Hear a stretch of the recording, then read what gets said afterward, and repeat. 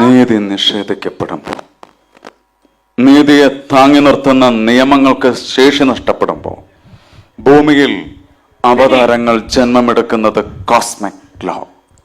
ആ ഒരു അവതാരത്തെ ഇന്ന് ഈ വേദിയിൽ ആ ഒരു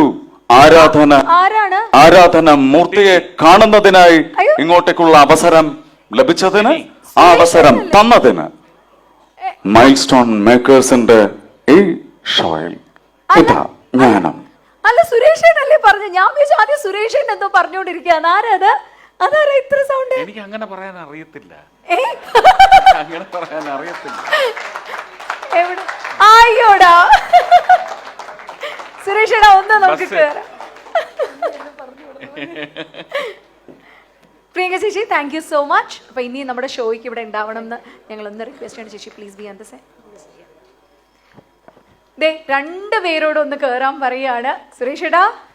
സുരേഷേട്ടാ, അതെ, എനിക്ക് സത്യം പറഞ്ഞാല് എന്റെ സുരേഷേട്ട ഇതെങ്ങനെ ഇത് ഒരു സൗണ്ട് ഇങ്ങനെ കിട്ടുന്നേ? അല്ല, അത് നേരത്തെ പറഞ്ഞില്ലേ, കുറച്ച് കൂട്ടി പറയുന്ന പറഞ്ഞില്ലേ, അത് തന്നെയാണ്, മിമിക്രി തന്നെയാണ്. ആണോ? ഇത് വലിയ അബദ്ധത്തിൽ പോയി ചാടിയ ആളാണ്. ഇതിങ്ങനെയാണ് ശബ്ദം എന്നൊക്കെ പറഞ്ഞിട്ട് പോയി അബദ്ധത്തിൽ ചാടി അവസാനം രക്ഷിക്കാനും ഞാനാ ചെല്ലണ്ടേ വന്ന് വീഡിയോ ചെയ്തിടാൻ പറഞ്ഞു. ഭയങ്കര കുഴപ്പത്തിലായ പോലീസുകാരനാ. അതാണ്, സിവിൽ സർവന്റ് ആണ്, എക്സൈസ് ഓഫീസർ ആണ്. ശരിക്കും പറഞ്ഞ DC-യുടെ ഡെപ്യൂട്ടി കമ്മീഷണറുടെ സ്പെഷ്യൽ പെർമിഷനിലാണ് സാർ ഇന്നിവിടെ വന്നേക്കുന്നത്. അല്ല, ഞാൻ ചോദിക്കട്ടെ, ആരാണ് ആദ്യം പറഞ്ഞത് ഈ സുരേഷ് ഗോപിയുടെ ശബ്ദമായിട്ട് ഒരു ബന്ധമുണ്ട് എന്നുള്ള ആരാ പറയുന്നേ? എന്തായാലും ഈ ഒരു ഷോയിൽ വരുമ്പോൾ ഞാൻ ആദ്യം തന്നെ എൻ്റെ സുരേഷ് ഏട്ടൻ്റെ ഫാൻസിനോടും ഇത് കണ്ടുകൊണ്ടിരിക്കുന്ന എല്ലാവരോടും ഞാൻ പറയും, ഈ മോഡുലേഷൻ ഞാൻ അങ്ങനെ തന്നെ കീപ്പ് ചെയ്യാൻ പോവുകയാണ്. കാരണം മഹാത്മാ രക്ഷക് പുരസ്കാരം എനിക്ക് തൃശ്ശൂരിൽ ചേർപ്പ് മൈതാനിയിൽ വെച്ച് നൽകുന്ന ആ ഒരു നിമിഷം ജയരാജ് വാര്യർ അദ്ദേഹം എന്നോട് പറഞ്ഞിരുന്നു, ഈ മനുഷ്യൻ അബ്ദുൽ ബാസിത്ത് എന്ന് പറയുന്ന ഈ ആൾ ലഹരിക്കെതിരായിട്ടുള്ള സന്ദേശം ജനങ്ങളിലേക്ക് എത്തിക്കുന്നതിന് അതിനുള്ള വെഹിക്കിളായി, അത് എത്തിക്കുന്നതിനുള്ള ഒരു വെഹിക്കിളായി അദ്ദേഹം സെലക്ട് ചെയ്തിരിക്കുന്ന ഒരു വാഹനം എൻ്റെ ഏട്ടൻ്റെ വോയിസ്. കാരണം ഈ ഒരു രീതിയിൽ പറഞ്ഞ് ഒരുപാട് ജനങ്ങളിലേക്ക് എത്തിക്കാൻ കഴിഞ്ഞു. അതിൽ നിന്നുള്ള ഒരുപാട് ഫീഡ്ബാക്കുകൾ എനിക്ക് കിട്ടി. ഒരുപാട് ആൾക്കാരിൽ നിന്നുള്ള മാറ്റം ഞാൻ അനുഭവിക്കുന്നുണ്ട്. മുന്നോട്ട് പോയിക്കൊണ്ട് തന്നെ ഇരിക്കും. എത്ര എതിർപ്പുകൾ വന്നാലും ട്രോൾ ചെയ്യാനും. അല്ല, ഞാൻ ഒറ്റ കാര്യം ചോദിച്ചോട്ടെ, സാറിന്റെ ഒറിജിനൽ സൗണ്ട് ഏതാ? എനിക്കറിയില്ല. അല്ല, എനിക്കൊന്നും മനസ്സിലാവുന്നില്ല. അല്ല, സുരേഷ് ചേട്ടൻ വന്ന് പറഞ്ഞ അതുപോലെ തന്നെ ഇതിങ്ങനെ കയറി വന്നപ്പോൾ ടിനിച്ചേട്ടൻ എന്നോട് വിളിച്ചു പറഞ്ഞു, എത്രയും പെട്ടെന്നൊരു വീഡിയോ ചെയ്തിടാനായിട്ട്, ഇന്ന മാതിരി ഇങ്ങനെയാണ്. അപ്പം ഞാൻ സംസാരിക്കുമ്പോൾ ചേട്ടൻ, ഞാൻ ആ ടൈമിൽ ഇതിനെക്കുറിച്ച് പറയാൻ തുടങ്ങിയായിരുന്നു. അങ്ങനെ വരെ ഞാൻ എൻ്റെ ജീവിതത്തിലെ എല്ലാ നിമിഷങ്ങളിലും ഞാൻ സുരേഷ് ഏട്ടനായിട്ടല്ല ഞാൻ ജീവിക്കുന്നത് എന്ന രീതിയിൽ പറയുമ്പോഴും അറിയാതെ എവിടെയെങ്കിലും കയറിപ്പോരുവോ എന്നുള്ള ഒരു പേടിയുണ്ടായിരുന്നു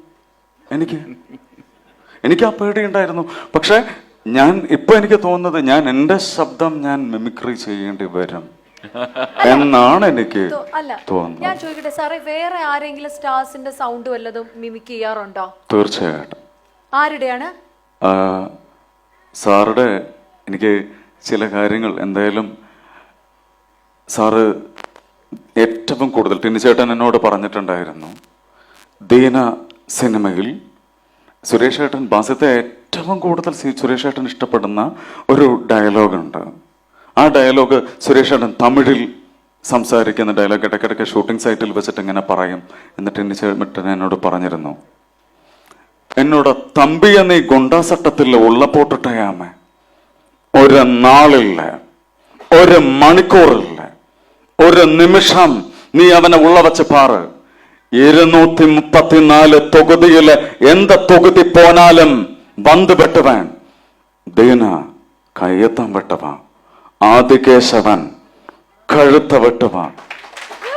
സുരേഷേട്ട വേറൊന്നുമല്ല, ഈ മണിച്ചിത്രത്താഴിൽ ഈ ഗംഗ നാഗവല്ലിയായി മാറിയ ഒരു മൾട്ടിപ്പിൾ പേഴ്സണാലിറ്റി ഡിസോർഡർ എന്നത് പോലെ ഇതിങ്ങനെ ആവാഹിച്ച് കയറ്റി ഈ പോലീസ് വേഷം ധരിക്കണമെന്ന് പറഞ്ഞ് 8ാം ക്ലാസ്സിൽ ആ കമ്മീഷണർ സിനിമ കാണുമ്പോൾ മുതൽ തുടങ്ങിയ ഒരു സ്പാർക്ക് അതിലേക്ക് കേറി ഇങ്ങോട്ട് വന്നതിന് ശേഷം ഇതുപോലെ തന്നെ തെറ്റ് ചെയ്യുന്നവന്റെ ആ കോളറിൽ കുത്തിനെ പിടിച്ചുകൊണ്ട് പുല്ലേ എന്ന് പറയാനുള്ള ചങ്കൂറ്റം ഇന്ന് ഓരോ നിമിഷവും ഞാൻ എൻജോയ് ചെയ്യുന്നു സുരേഷ് ഏട്ടാ. ഞാൻ ഏറ്റവും കൂടുതൽ അത് തന്നെയാണ്. അല്ല, ഇത്രയും പറഞ്ഞപ്പോ ഒരു ചെറിയ ആഗ്രഹമാണ്. കാരണം സുരേഷ് ഏട്ടൻ പറഞ്ഞു ഈ പറഞ്ഞ പോലെ കമ്മീഷണറുടെ അന്നത്തെ കാലത്തെ ഡയലോഗ് ഒരു റെൻഡറിങ് ഇവിടെ അങ്ങനെ ചെയ്യത്തില്ല. സുരേഷ് ഏട്ടൻ അങ്ങനെ സ്റ്റേജിലൊന്നും പറയത്തില്ല. നമുക്ക് വേണ്ടി ചേട്ടനൊന്ന് അതാ പറഞ്ഞു തരാവോ സുരേഷ് ഏട്ടന്റെ അതേ ഒരു വൈബില്? എനിക്ക് ഒന്ന് എണീച്ച് നിൽക്കാവോ? എണീറ്റിരിക്കാം. കുറച്ച് റിവേർബ് കൊടുക്കാവോ? കാരണം വെറുതെ ഒന്നുമല്ല, അത് ഏട്ടന്റെ അടുത്തിരിക്കുമ്പോ എനർജി. ഞാൻ വെറുതെ ഇങ്ങനെ ഈ മറ്റേ വീഡിയോ യൂട്യൂബിലൊക്കെ ഇങ്ങനെ വെറുതെ റീൽസിൽ കാണുമ്പോഴും തന്നെ എനിക്കിങ്ങനെ കേറി വരും. ഇതിപ്പോ എത്രയും അടുത്താണ്. ഇത് magnetic power is so strong. എന്നെ അങ്ങോട്ട് അട്രാക്ട് ചെയ്തെടുക്കുകയാണത്. ഞാനത് അതുപോലെ തന്നെ പറയാം. അദ്ദേഹത്തിന്റെ ഏറ്റവും ഇഷ്ടപ്പെട്ട ഡയലോഗ് ഞാൻ ഏറ്റവും കൂടുതൽ മോഹൻ തോമസിന്റെ ഉച്ഛിഷ്ടവും അമൈഥ്യവും കൂട്ടുകുടച്ച് 4 നേരം മൃഷ്ടാന്നം വെട്ടുപിഴുങ്ങി ഏമ്പക്കം ഇട്ട് ആസനത്തിൽ ബാലും ചുരുട്ടി വെച്ചിരിക്കുന്ന തന്നെയും ഈ പരമ നാറികളെയും പോലുള്ളവർക്കേ ചേരും. ആ പേര് എനിക്ക് ചേരില്ല. I am only Bharachandran. Just remember that. Suresh ഏട്ടാ, ഇതെല്ലാം ഒരു ഫാൻ ബോയ് മൊമെന്റ് ആണ്. ഇതെല്ലാം അത് പറയുന്നതും ആ ശബ്ദത്തിൽ. എന്നോട് ക്ഷമിക്കണം. ഞാൻ മുൻകൂട്ടി പറയാം, ഇതിലൊരിക്കലും എനിക്ക് കടമെടുത്ത് എന്റെ വോയിസിലോട്ട് ഞാൻ പോകുന്നില്ല. പോയാലും അതില് കേറി ഏട്ടൻ കേറി വരും. എനിക്കത് ഉറപ്പുണ്ട്. പക്ഷെ എനിക്ക് ഈ ഒരു മീഡിയയിലൂടെ അന്ന് ഞാൻ കാരവനിൽ കേറി നിന്ന് JSKയുടെ ഷൂട്ടിങ്ങിന്റെ ആ ഒരു സമയത്ത് ഉള്ളിലേക്ക് കയറി കുറെ നേരം ഞാൻ സംസാരിക്കാതെ ചേട്ടന്റെ മുന്നിൽ കൈകൂപ്പി നിന്നു. ചേട്ടൻ ഇത് പറഞ്ഞ അടുത്തേക്ക് വന്നപ്പോ ഈ ഡ്രഗ്സിനെതിരെ എല്ലാ തലത്തിലും ഞാൻ പിന്തുണയ്ക്കുണ്ടാവും എന്ന് പറഞ്ഞു. ചേട്ടൻ പറഞ്ഞ ആ ഒരു വാക്ക് തന്നെയാണ് വേദികളിൽ ഞാൻ പറയുന്നതും. എന്ത് പറയുമെന്ന് വെച്ചാൽ, ഇന്ന് ഇന്ത്യ അല്ലെങ്കിൽ കേരളം അനുഭവിച്ചു കൊണ്ടിരിക്കുന്ന ഏറ്റവും വലിയ ടെററിസം എന്ന് പറയുന്നത് തന്നെ ഡ്രഗ് മാഫിയയുടെ വിളയാട്ടം. ആ വിളയാട്ടത്തെ ചെറുക്കാനായിട്ട് തന്നെയാണ് ഈ മോഡുലേഷൻ.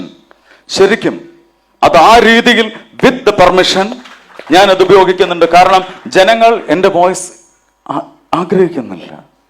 ഞാൻ അങ്ങോട്ട് പോകുന്ന സമയത്ത് അവരെല്ലാവരുടെ മനസ്സിലും ഞാൻ ഇങ്ങനെ സംസാരിക്കണം, സുരേഷ് ഏട്ടന്റെ വോയിസിൽ ഞാൻ സംസാരിക്കണം, അത് തന്നെ അവിടെ റീച്ച് ചെയ്യണം എന്നുള്ളത് തന്നെയാണ്. ഞാൻ ഇപ്പോഴും ഈ കാണുന്ന പ്രേക്ഷകരോട്, എല്ലാ ഈ ഫാൻ ബോയ്സിനോട് എല്ലാവരോടും ഞാൻ പറയുന്നു, ഇവരെ ഈ ഡ്രഗ് മാഫിയയുടെ അവസാന നമ്പ് നമുക്ക് പിഴുതെറിയണം.